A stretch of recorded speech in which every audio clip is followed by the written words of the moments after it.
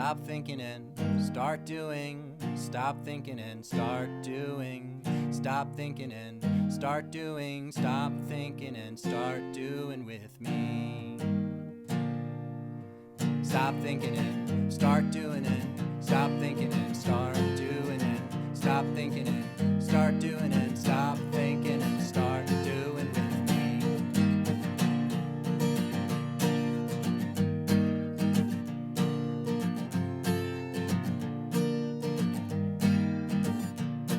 Today's episode is about white knuckling, and I'm going to start with a quote that we found from a personal coach on Instagram. Her account is GILL_FIGAJI. And she says, "We white knuckle when we consciously or unconsciously ignore internal warning signs from our minds or bodies to cope with situations that are overwhelming or disturbing. We learn to overfunction as a way to survive. This approach then carries over into everyday life because we don't know a different way."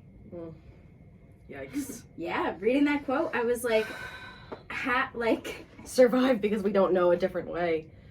yeah, that's all we've been taught is to hold on so tightly for the things that you think are meant for you or that are yours, right? This belongs to me.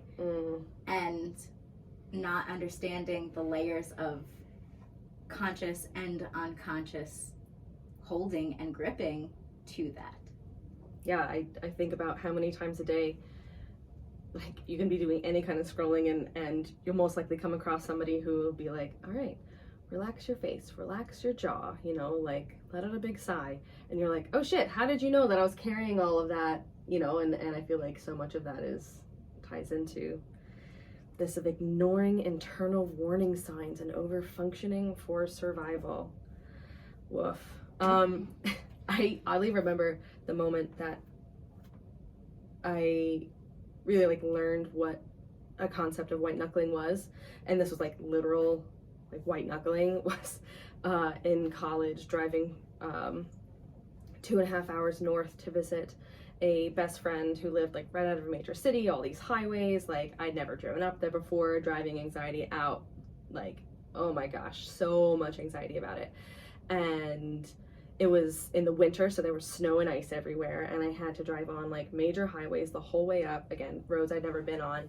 So I put on the latest Josh Groban CD to keep me calm, and because I knew that I could just sing it and focus on it and be there as I stayed in the lane and literally, hands at 10 and 2, gripping the steering wheel, panicked in every single moment. And that survival, what you're saying in the quote, really brought up I was scared for each next moment to arrive, that I was so I get to my destination and I remember calling my mom and being like, oh, okay, I'm here, I'm safe, everything's great. She's like, why do you sound out of breath? I was like, I don't know, I was freaking out the whole time. She's like, were you white knuckling? I was like, what does that mean? And she's like, when you're gripping so hard that, your knuckles literally turn white. I was like, that's a thing? Yeah. Yes, So yes, I was I never doing knew that mom used that term with you first. Yeah, I didn't know Yeah. that either. Yeah, Yep. that's beautiful. Thank you. Yeah, it did not feel Not beautiful. your experience. and now I can do that drive not with my eyes closed, but way more relaxed. Don't recommend. 0 out of 10. Don't do recommend. that. Don't recommend. No, don't drive. But and I can do so much more and drive for 10-12 hours on road trips to explore places that I want to go to. So taking that first step, woof. Okay, so the journey wasn't comfortable, but the destination was worth it. And I got in the driver's seat. And I got in the driver's seat with Fiora alongside me. Yep. And we just took the words right out of my mouth. Took the words right out of my mouth. Yeah, she Yep. did that Please as going. Thinking while you were kissing me. Yeah. Took the words right out of my mouth. Yeah, that I just got in and went. And then I was grateful, and then I stayed there for several days to recover. And then had to drive back, and now I was like, oh, all right. Remember when that was the scariest time? Oosh. And we continue to have those moments, don't we? Mm-hmm. And then when you're in, I feel like this goes back to some time that we were talking about a rear view mirror once in our lives, but talking about like when you're driving and those like driving in quotes meaning your life, like going through your life, and these big moments happen and they feel like the worst and the scariest, and then at some point they become things that you can see in your rear view mirror that you're just looking back at. And I think a lot of times we don't give ourselves enough credit or celebrate ourselves for those milestones that we have worked through and surpassed and now are in our rear view mirror. So interesting. What about you, Mary? What can you tell us about your white knuckling?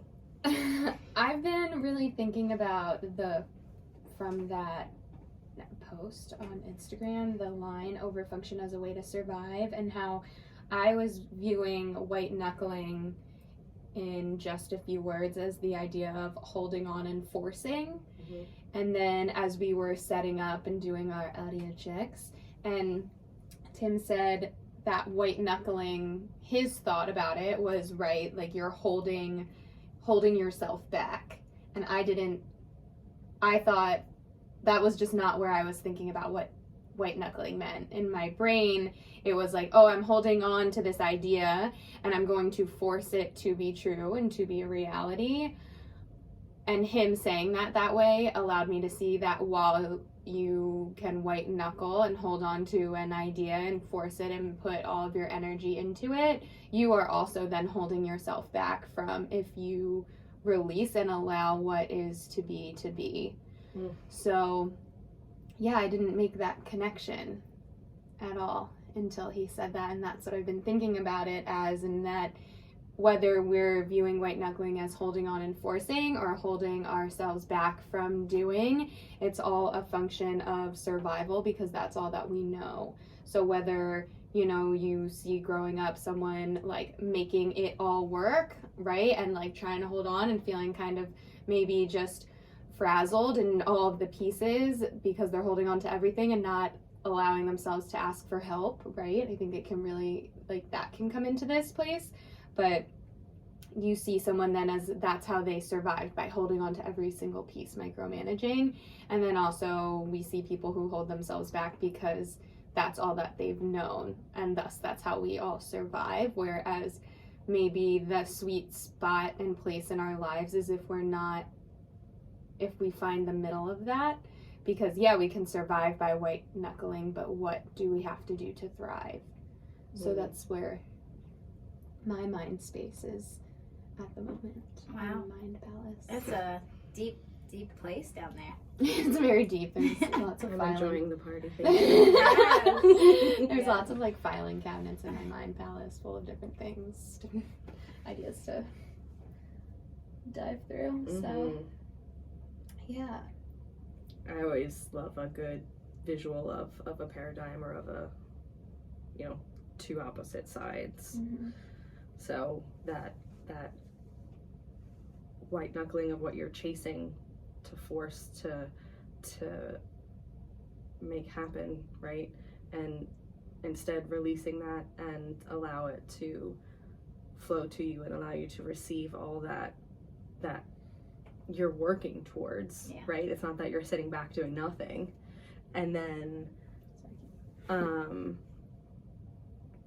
the other side of that is wanting to do the things that you want to do, but that not being enough, or that's not your best move, or, you know, that's not something that you can or should be doing. So white knuckling as in holding yourself back. So yeah, no, I'm processing that visual, and I'm picturing it like the Buccaneer ship at like a theme park, where it just swings from one side to the other, and like that pinnacle point, like it's fun until it gets all the way to the top, and then your stomach drops, and you're like, oh fuck, and then it's just painful as you come back down, and when you're in the middle, you're like, oh, okay, some reprieve, and then you're climbing back up, and that thrill hits again, you're like, oh, this is so much fun, and then you hit the top, you're like, fuck, why did I do this again? You know, so like that pendulum of going back through, and that roller coaster literal of emotions of this, I feel like ties back to, you know, the idea of white knuckling and forcing is forcing yourself into that box. are you forcing yourself into the box, or are you putting the lock on that box and not even letting yourself out?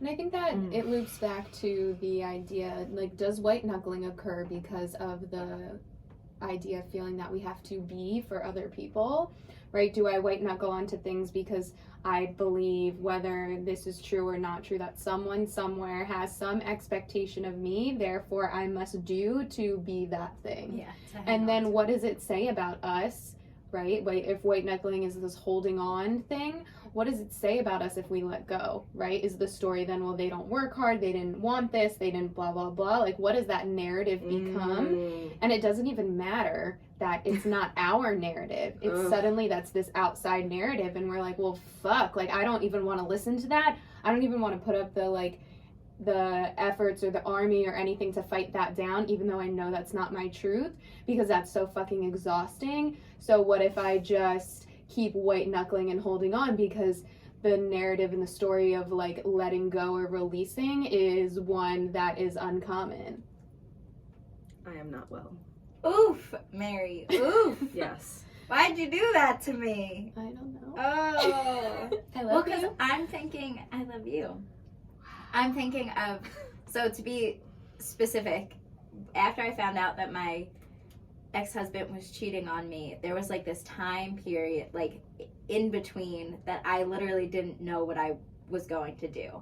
And I feel like, if we're putting imagery to it, this is the part where I am in gym class and I am holding on to that rope and it's burning my hands. That is how hard I am white knuckling. And there was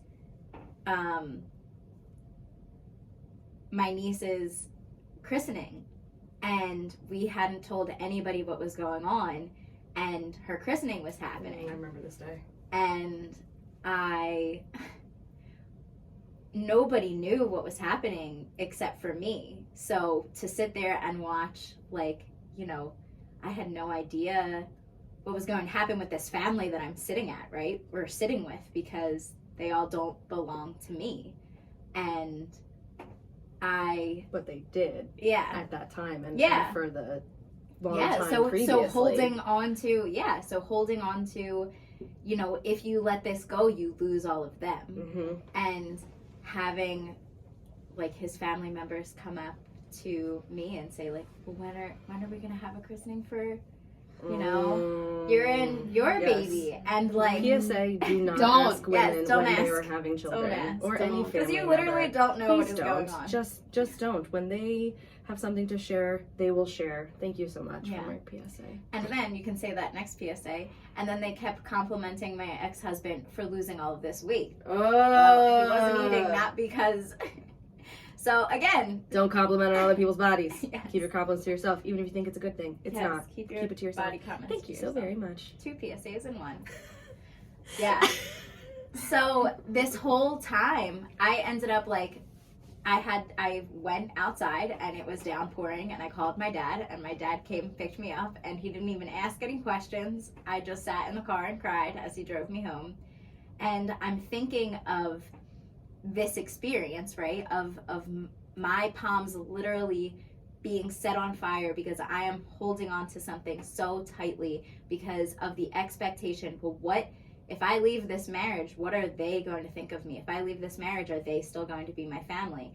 If I leave, like, this picture of my life, and I mentioned this in, the getting out of the box, was like, my box was on fire. So literally didn't know what, everything just felt like it was ashes. And I was like trying to rebuild from ash. And so you bringing all of that up and looking at other people's, like, expectation of, like, what are you going to do and what are people going to say? And again, like, holding on to, like, well, this is mine. It belongs to me. Like, but why? So then when I learned about white knuckling and, this concept of, again, like, looking at your hands and, like, literally opening your palms and, like, opening your palms to receive what's meant for you,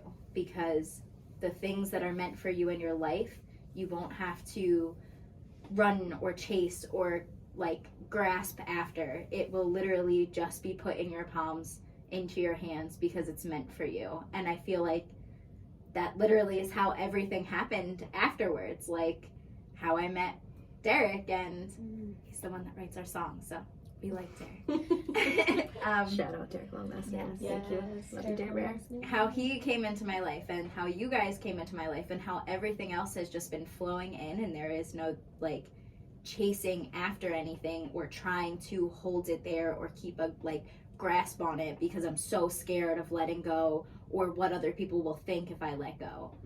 And yeah, so I know that was a hard journey, and I am grateful for you to have gone through that journey and make it through to this other side and see just how much different things are in such a beautiful way, and how much more you've stepped into your own power and control, and it's not power over, but it's power for yourself. Yeah, I think power with. Yeah. Power with, like. And that's just so freaking cool. Yeah. And again, as an observer of that journey, to see you grow and not give up, and like exactly what you were saying, release your palms and let things flow to you. The beauty that has flown to you is so cool. Yeah, it's pretty powerful. And we're just getting started. Yeah, so excited. But yeah, I feel like that's like a moment in the past that's in my rearview mirror that's like still a little bit on fire. Like, yeah, like there's some flames still going there, but like I'm here now, and that's just something I survived in the past.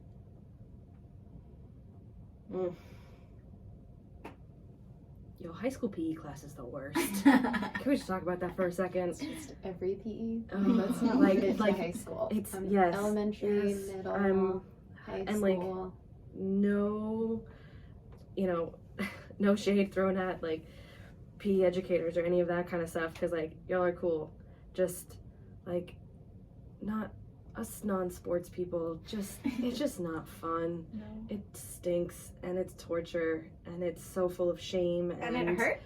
and it's like this competition if you're not a competitive person, and oh man, PE class is the worst. It sounds like you're going into axe throwing too. Can I talk about white knuckling? One of us said it. I know. I tried axe throwing recently, and it did not go well. And my body was just like, nope. I didn't have the mind-body connection that I needed, and we can link this to white knuckling because I was like literally grasping at this axe, like this is something that can hurt me. Why is this in my hand? Why am I going to actively throw this somewhere where somebody can get hurt? This is the worst idea ever. I don't want to throw this. So every time I'd go to throw it, like my whole body would tense up and flinch. Like every single picture that my husband took of me is of I would throw it and then I would go, my whole body would tense up. One of the guys that we were with actually said he's like, I like how you just like hold your body every time. And he's like, you just hold yourself and like rub your arms. Like, it's okay. I'm like, I'm glad you see it like that, because that is more of me like ticking and self-soothing, quite literally, because that was terrifying. And it felt like PE class because it just felt like a big competition. And that was me trying to fit in and trying to see that this is something that everyone's enjoying and I should be enjoying this. Why am I not enjoying this? So then it gets, instead of physically white knuckling, I feel like my brain was white knuckling on the idea of, like I need to force myself to do this, even though I'm so uncomfortable physically, emotionally, mentally, and I didn't feel like I had convinced myself that this was something that I just had to do. And I feel like I eventually was like, can I just not throw anymore? And they're like, yeah, I guess. Like, you can say no. I'm like, okay, cool. I'm just gonna sit here and watch, because this is literally like sending my nervous system into overdrive today.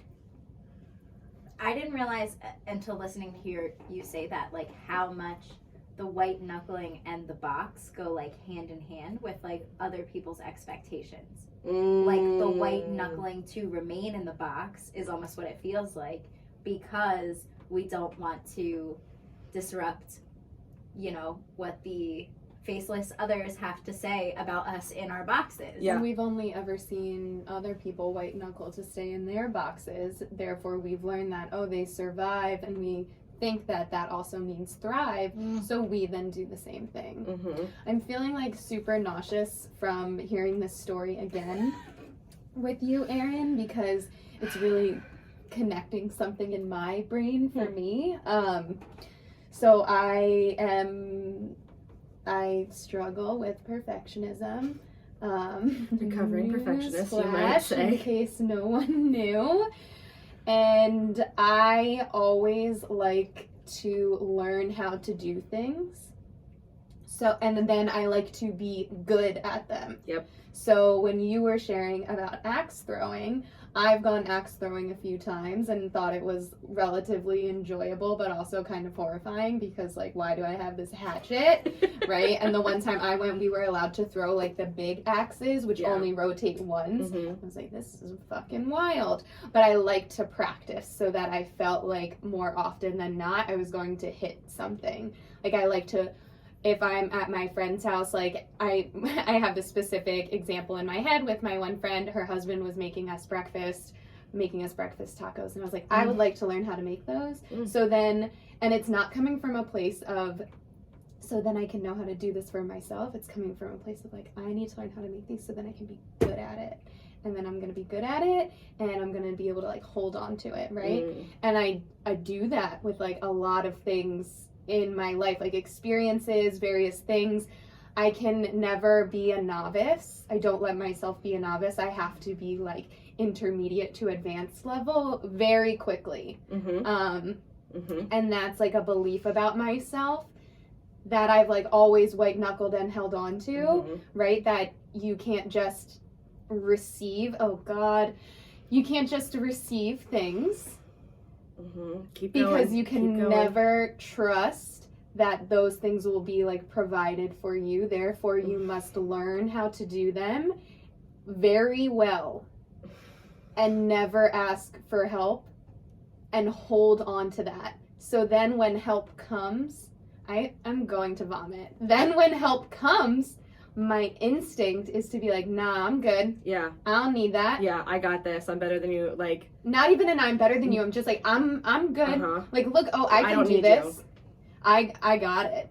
And then what that does for me is like this story that I tell myself and then that I live out and then thus subscribe to is like, well, you're good on your own in regards to everything. And all because you talked about axe throwing, did I get there? But really that idea that like I've white knuckled onto this thought that for me to, right, it's this expectation, it's this box, right? It's this perfectionism thing that in order for me to maintain that, I therefore cannot ask for help. So I must hold on to being very good at every single thing in existence. So I don't need to ask for help. Because then what would that mean if people cared for me? And also what would that mean if I needed help? Which kind of loops back to that thing we were saying earlier. What would the story be? Everyone else's narrative of like, oh wow, Mary's asking for help. You know? Like, that shouldn't be a big deal to me, but I make it a really big deal. So therefore I don't even step into it, and I'm like, I shall white knuckle. This is comfortable. My hands have only ever felt this painful grip. Yeah. That's exactly what that felt like. Was again in PE class, like again, academics came so easy to me, school came so easy to me, but that was the one class where I didn't just naturally excel. So I was instantly uncomfortable. And that's what that felt like. That's why I feel like I was equating it to gym class, because I wasn't just naturally good at it. Yeah, it wasn't a place that you thrive. So it wasn't something that I was enjoying. Yeah. And I was putting up these walls that I wasn't allowing myself to then figure out what I needed to do. Gross. No, thank you. Something that I'm also wondering now is, so we identify, right, white knuckling in our lives, and not that there's a remedy, but like, what's the next, I can't figure out if white knuckling is a good thing. I'm leaning towards no, not super beneficial. And then it's like, how do we stop? like, fuck if I know. I just had this, you know, this whole moment where I was like, ooh, I white knuckle onto the core essence of a belief that I am as a person, right? That's going to be there for a while. I need some time to marinate with that puppy. But, you know, what are the steps to, and maybe it's not, we talk about the paradigm. I'm sure I'm not, so I'm going to keep talking so I don't have to hear it. But maybe, right, it's the paradigm of either you're only white knuckling or you're only palms open. Yeah. That maybe it's the belief that, like, you can white knuckle and then you can just hold. And then you can just, like, hold with 3 fingers and then 1, right? And then you can just slowly release. And because it's not instant, I already know I don't like it. Mm-hmm. I'm not ready to hear what you have to say, but I'm looking at you, so maybe. I want to hear too. Let's hear it. So, Mary, the question that you posed was like, okay, but what do we do? Like, how do we move through this? And this was a discussion that we shared recently about the things that we carry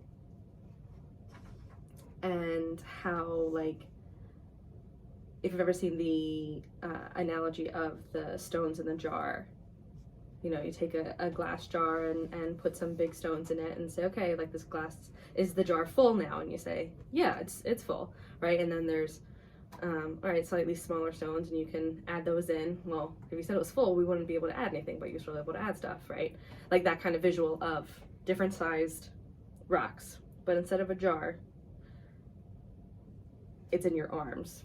So the core essence of yourself are the biggest, heaviest boulders that you have to carry with you, and they help to shape who you are. Now those things, sure, they're heavy, they're like the most uncomfortable to carry, because it's, you know, all right, I need to make sure that I'm keeping myself alive, you know, like providing essentials for that.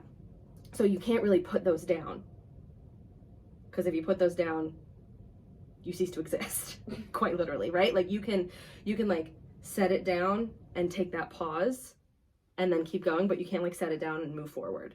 So you're walking forward with your big boulders, and then you see the people around you picking up smaller boulders or smaller rocks and filling in those gaps. And you're like, oh yeah, I have gaps too, I can fill those in, let me pick up that stuff.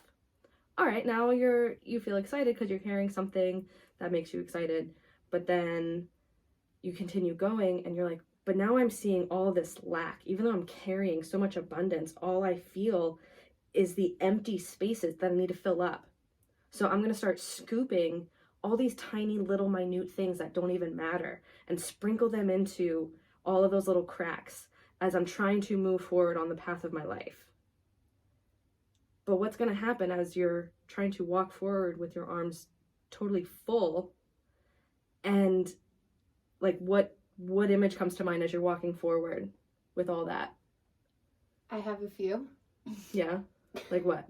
Well, the first one is that the first thought is that naturally you would overflow and you would drop things. Right. And what's going to be the first ones that get dropped? The big ones, for sure. Well, all the shit, everything's going to get dropped. But my brain is like, Erin, I hear what you're saying. And I am someone who's like, I'm not just holding this shit in my arms. I flipped my shirt inside out. So like your girl's got a pocket and everything's fine. So when some shit comes, I'm not going to step over it. So, yeah. So for me, what I picture of as soon as you start to move forward, things are going to start to fall.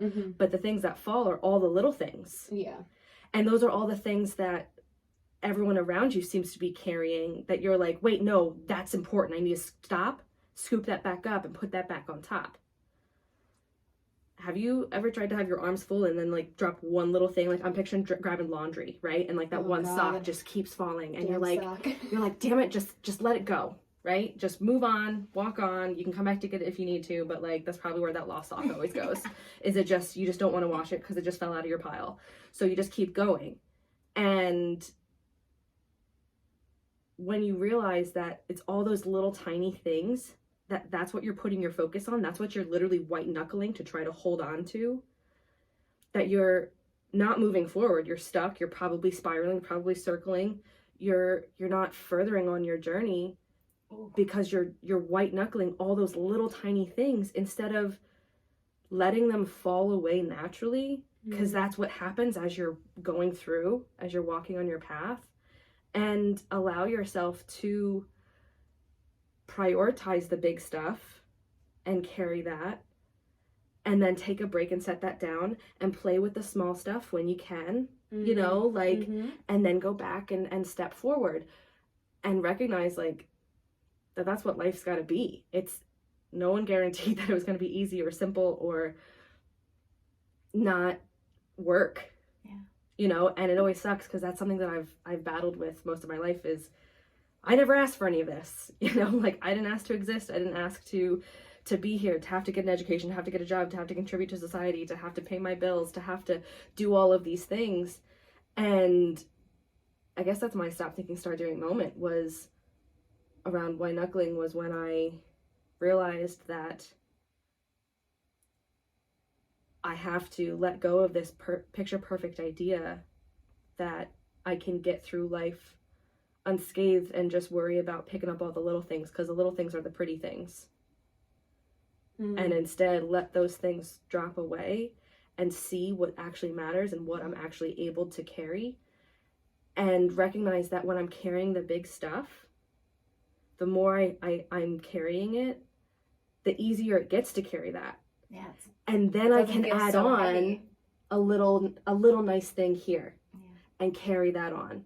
Okay, now I don't even notice the weight of that. Now I can pick up one more little nice thing and carry on. Yeah.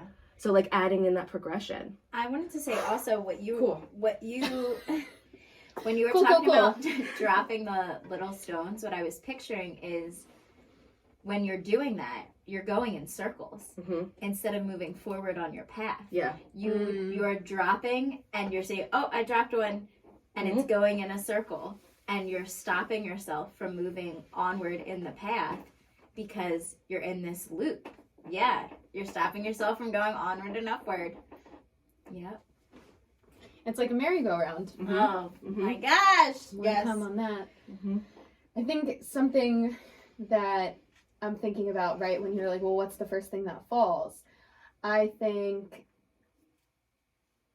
I said the big stuff because I'm someone who, when that, right, when the sock falls from your laundry, like your laundry in your hand, It's worth it for you to bend yes, over and get it. and then all of the shit falls, right? So it's not just the like, for myself, I really struggle with letting even the little stuff fall because it feels like, well, if the little thing's gonna fall, then everything else might as well, right? So it's like you literally... Okay, Louisa. Right? So it's literally like you are holding so, right? Like my shirt, I'm not just wearing one shirt as a pocket, I'm wearing like 5, and when it gets real heavy, it's not going to break through all of them, right? And my arms and all of that stuff, and you're like waddling, so to not disrupt it, right? It's this not disruption, because again, right, what's going to be the narrative when that thing falls?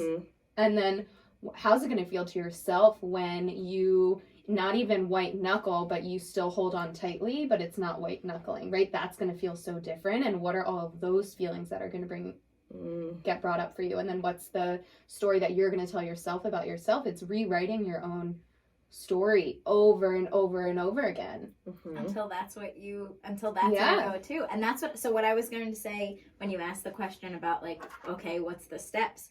So I said, like, tell me, I love the list. Well, no, I was just going to bullet say, points, like, 1 through 4. I would say start with something small and start slow, because the point of it is to prove to your brain that you're still safe. Yeah. Like, I can let that pebble drop, I can let the sock drop, and it's still okay. I'm still safe. And just starting with, like, exactly what you said about, like, okay, now I'm at 3 fingers. Okay, what's the next thing that I can let go of and see what happens, and prove to yourself that it's still safe. And, like, just taking it literally day by day, action by action, and adding to your, like, proof bank of, like, here's an example of me taking messy action and it's still okay. I'm still safe.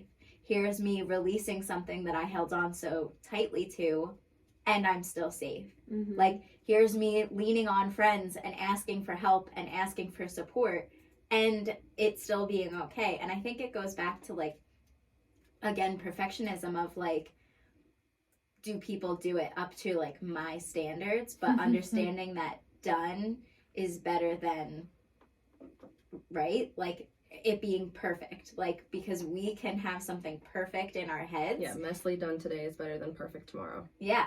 So, like, having that help and it being one less thing off of your plate is better than you trying to hold all of the plates at the same time and it crashing down. And as a server for weddings, it is very terrifying when you drop trays of food, especially at weddings. 0 out of 10. Don't recommend doing that. I also spilled soup on a guy once. Place had to pay for his dry cleaning. Oh, dang. Yeah, I wasn't meant to be a server, guys. Nope, me neither. I feel that. So, I'm glad I have a podcast now. Can't spill anything on anybody here. So. Yeah. I'm leaning into and I'm stuck on the disruption of not causing a disruption, not causing waves. Ooh, wait, I just had another visual. When you're dropping the small stones around water and they create the little waves, the little ripples, right? And they're not as big as you think they're going to be. Whereas if you drop the big stuff, then it's going to have a bigger ripple. Ooh, okay, that's not where I was going. Rewind. That was good. No, move forward. Yeah, moving don't forward. rewind. Thank you. Moving forward, not going back in circles.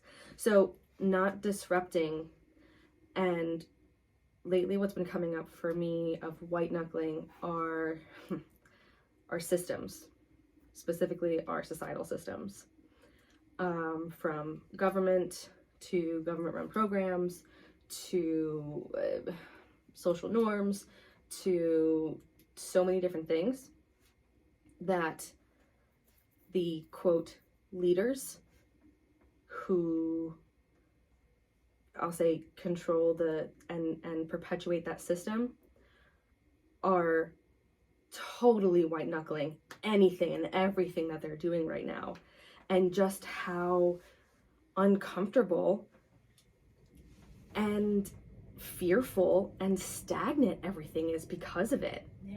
You know, like these leaders are people that we look to for guidance because they're supposed to be the experts and because they're supposed to have, you know, the wisdom and whatever. And it's like, but they're just like us and they also don't know.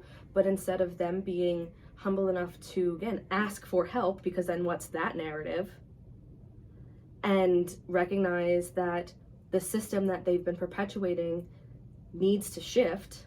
Speaking of paradigm shifts, needs to pivot and because it's not working, instead what's happening is they're doubling down, is everything is being white knuckled. Yeah. And it's they're need it to be normal. They're again. so focused on the small pebbles. They're white knuckling and micromanaging every little tiny moment. But it's not really every little tiny moment, it's whatever tiny moment that they have a feigned sense of control over. Because then that makes them feel like they're in control. That makes them feel like, no, but this system is working, but this is the system that we have to keep going with.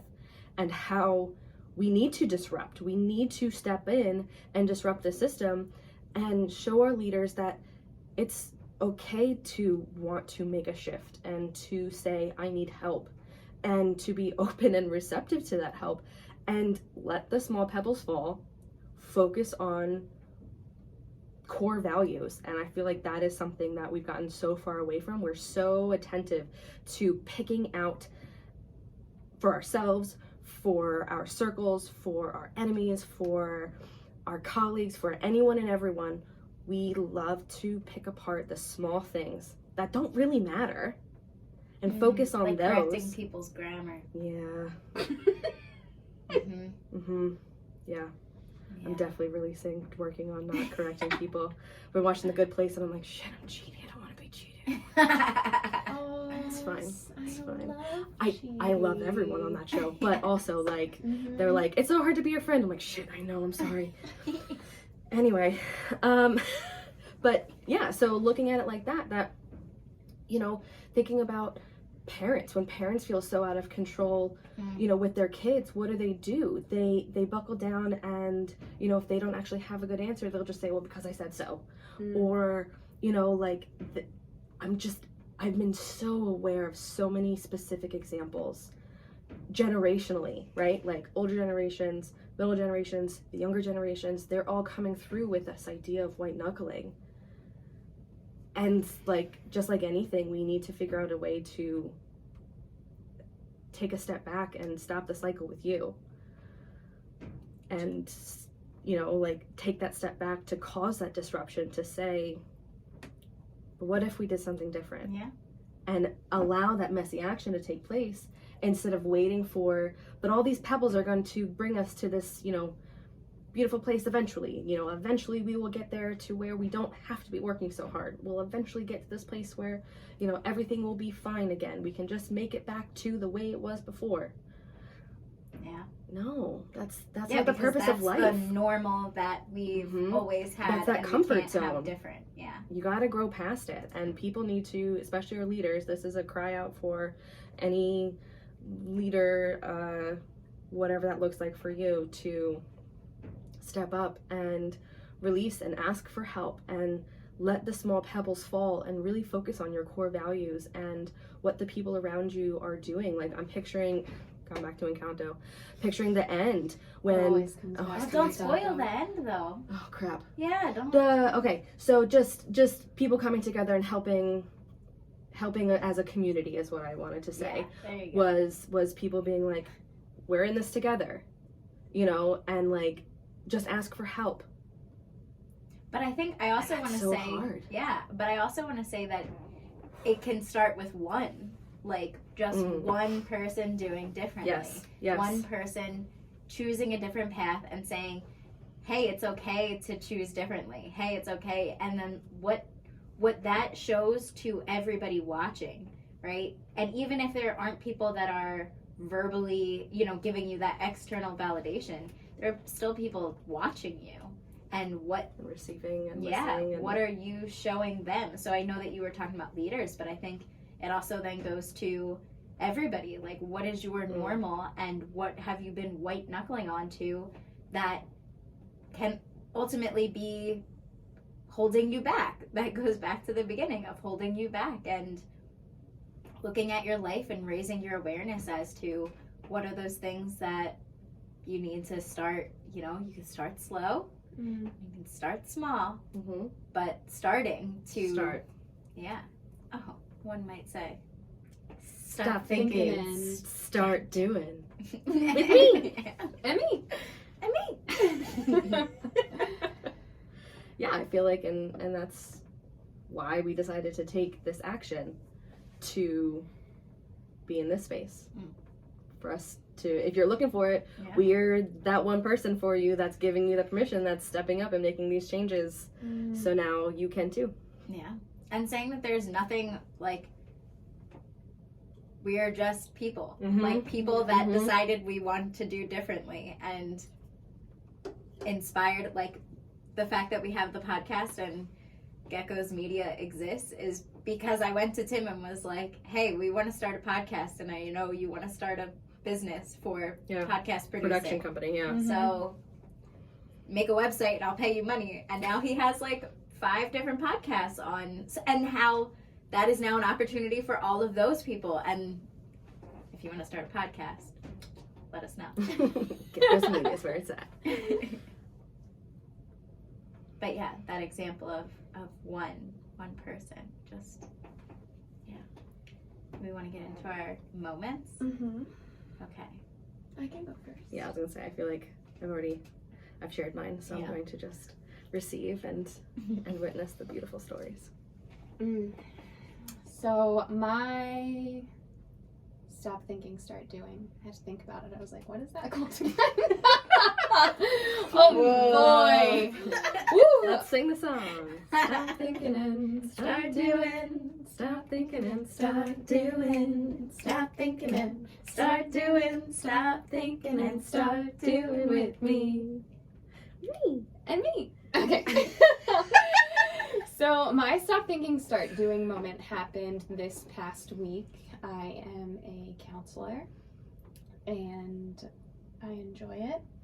And I find myself at times often in the thick of it with Into the thick of it. I was waiting for that. In the thick of it with students, their families, colleagues, friends, with the heavy shit, the heavy stuff, the really tough stuff. And to a point where when you're someone just a little bit removed, right, you're not experiencing their experience, it feels easy to see the pathway through the forest, right? You just like walk 10 paces forward, then make a left, and then after 3 more paces make a right. Like there's the road that gets you to wherever you're going. And recognizing that there's no control that you have over somebody else's journey can be a fun challenge. So this past week I've been working with this situation for months, and months and months and months, and it felt like it was coming to a place where all layers of support were coming together. Outside services, in-school services, everybody being on the same page. Things felt like, as someone who's been supporting, right, and in these messy feelings with everyone that I was in them with, felt like we were not going to reach a resolution, but a helpful next step that would be soul-filling and beneficial for everyone involved. And we were taking those next steps for a solid 2 days. And then after 2 days, found out that a key player in this situation essentially pulled out of the situation and said, this isn't actually an issue anymore. This isn't an issue at all. And I'm going to take some steps back. And I was pissed. I was so pissed. I felt like so much time had been spent for progress to be made and then taken back. And I was angry because I was in this existential place of, well, what happens? Like, what is the point?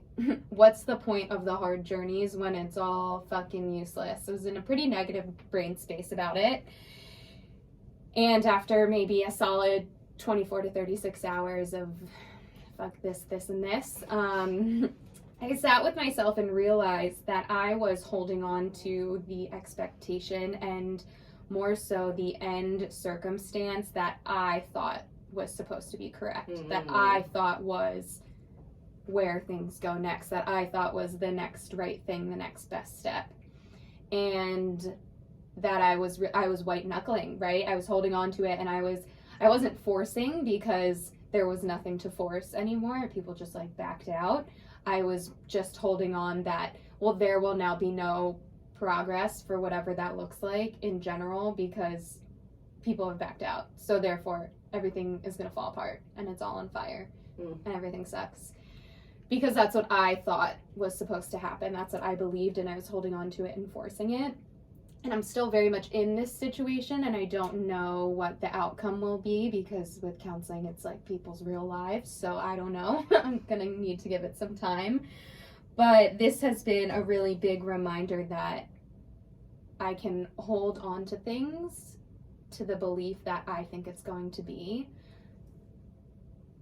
And oftentimes, the things that you're white knuckling and holding on to, you have no control over. So there's truly no purpose in white knuckling and holding on to them. And I think my stop thinking, start doing moment with this was recognizing, and it sucked. I was really upset about it. Recognizing that, yeah, I could keep white knuckling and holding on to this situation and what I thought it was going to be.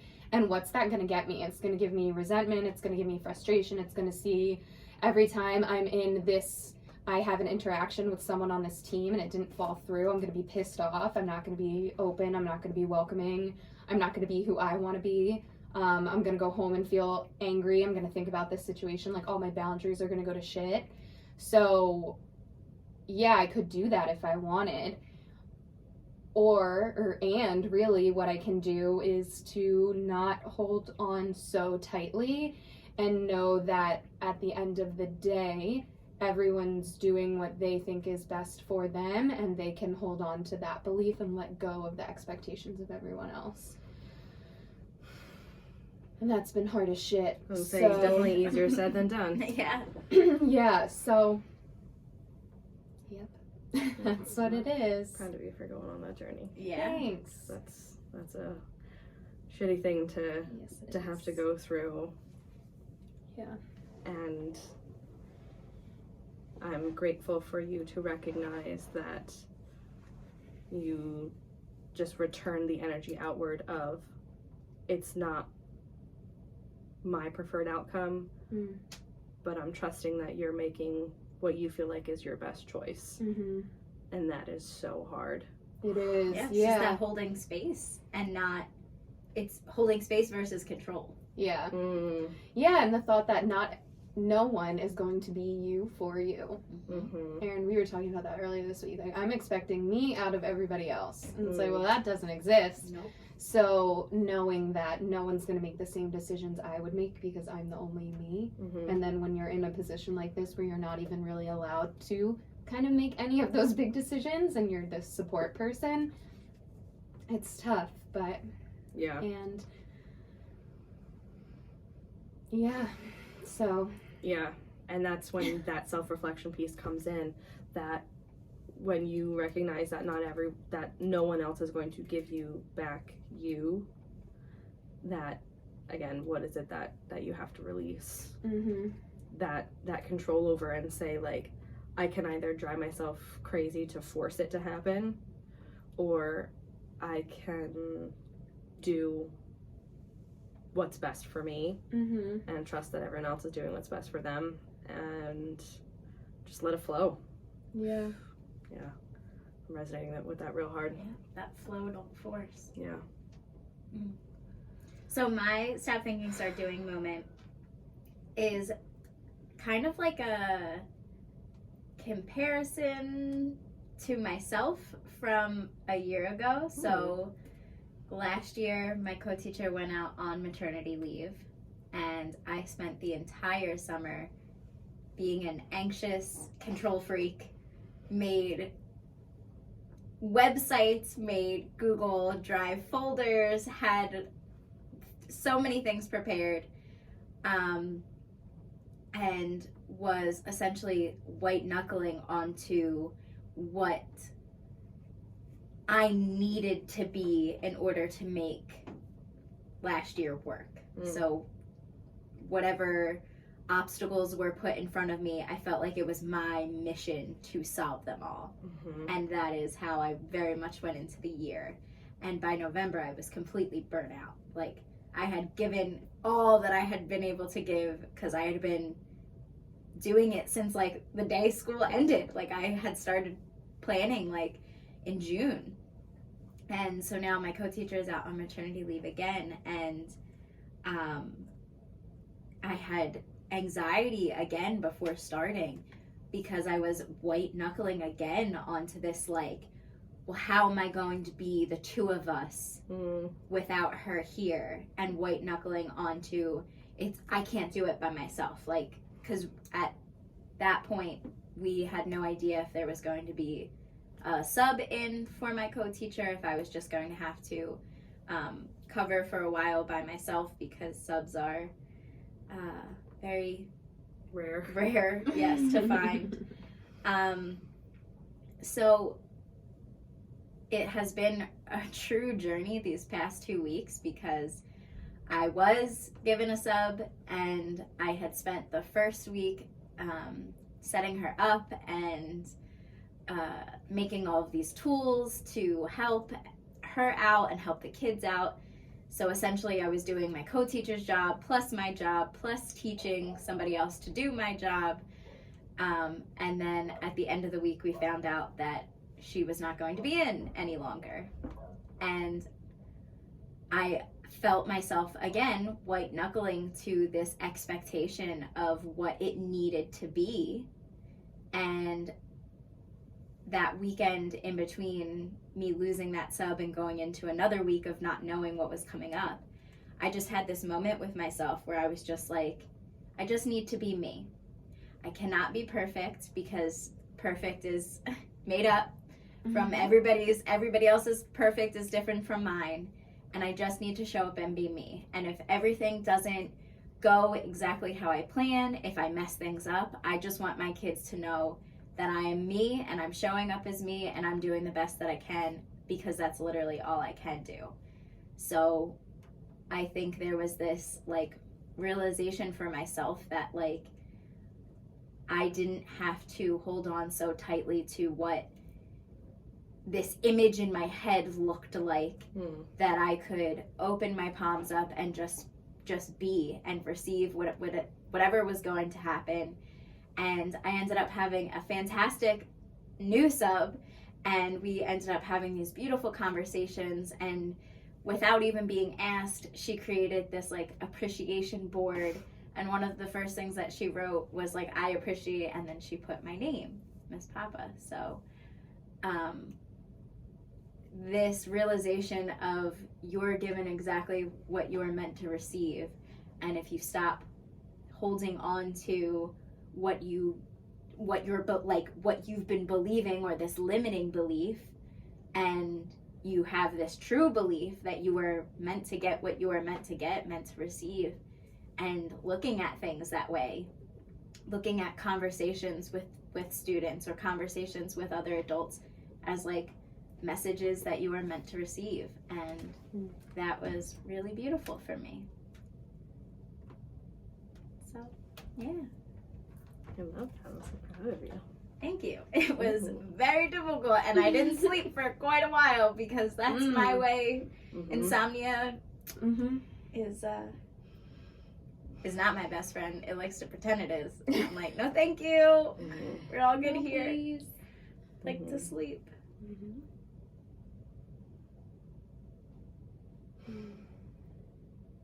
So who's wrapping us up here?